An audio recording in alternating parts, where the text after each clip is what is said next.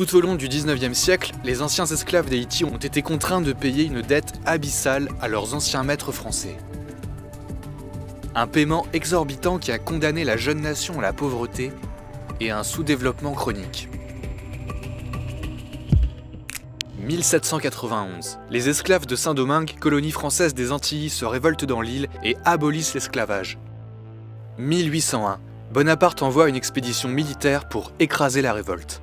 1804. Après avoir repoussé les Français, les esclaves proclament l'indépendance de l'île qui devient Haïti. Mais le répit ne dure qu'une vingtaine d'années. Le 17 avril 1825, une flotte de navires français arrive au large de Port-au-Prince. L'escadre menace l'ancienne colonie d'un blocus et d'une intervention militaire. Après des négociations, un accord est finalement trouvé. Haïti devra payer une somme à la France pour qu'elle tienne ses navires éloignés. Plusieurs sources parlent des larmoiements, des pleurs, des revendications des colons qui exigeaient des réparations pour leurs pertes dans l'ancienne colonie. Et il y a une volonté de répondre à ces colons, mais également, comme je l'ai dit, de restaurer un ordre passé. C'est-à-dire on n'allait pas laisser une colonie d'anciens esclaves comme ça, sans devoir payer quelque chose à la France. Le montant fixé par Charles X est exorbitant, 150 millions de francs or, soit 10 fois le budget annuel du petit État. Haïti n'est plus la colonie la plus riche du monde qu'elle était avant la Révolution. L'ancienne colonie de Saint-Domingue sortait d'une guerre civile où les moyens de production avaient été ravagés, où une bonne partie de la population était partie, où elle doit se reconstruire une économie qui était majoritairement basée sur l'exportation. La jeune République d'Haïti n'a pas les moyens de payer une telle somme. Elle est contrainte d'emprunter à des taux d'intérêt très hauts à des banques françaises.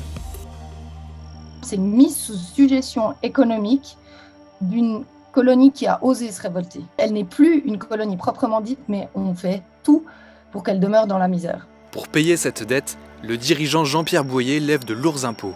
Le peu de finances qui reste à l'administration est utilisé pour fortifier l'île, pour faire face à la menace d'une invasion française. De l'argent qui aurait pu être investi dans des infrastructures vitales pour le développement de l'île. Ce qui est important aussi de souligner, c'est l'embargo qu'il y a eu sur Haïti pendant des décennies, c'est-à-dire qu'ils ont dû vivre en vase clos. Quand vous voyez une vision satellite de la République dominicaine et de Haïti, la couleur n'est pas la même.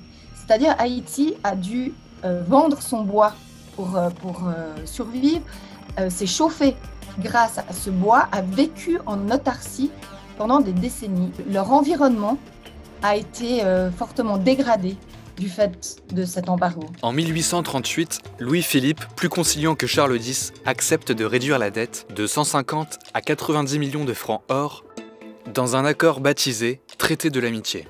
L'argent haïtien sert à dédommager les grands propriétaires français de l'ex-colonie, mais il va également en partie dans les caisses de l'État français. Le reste est capté par des banques via des emprunts toxiques. Haïti termine le paiement de cette dette en 1888, et les intérêts ne seront remboursés totalement que dans les années 1950.